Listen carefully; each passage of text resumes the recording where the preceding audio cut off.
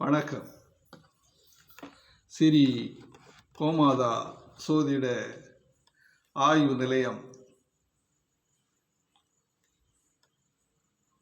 இளம்புவனம், எட்டயபுரம், தூத்துக்குடி மாவட்டம். சோதிடர் வே. வெள்ளைசாமி. 4 செவ்வாய் இருந்தால், லக்கணத்திற்கு 4 செவ்வாய் இருந்தால் என்ன பலன்கள் ஏற்படும் என்பதை இங்கே நாம் தெரிந்து கொள்ளலாம்.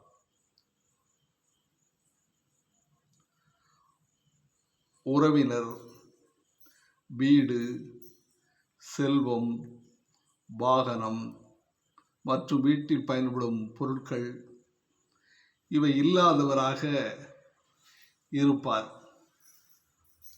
மிகுதியான துன்பம் உள்ளவர். குடும்பத்தை விடுத்து பிற வீட்டில் வசிப்பவராக இருப்பார்.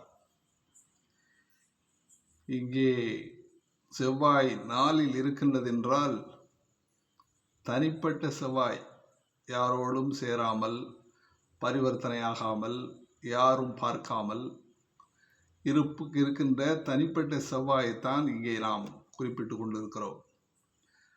4 செவ்வாய் இருந்தால் என்ன பலன் என்பதைத்தான் இங்கே நாம் விளக்கி கொண்டிருக்கிறோம். வாழ்க வளமுடன்.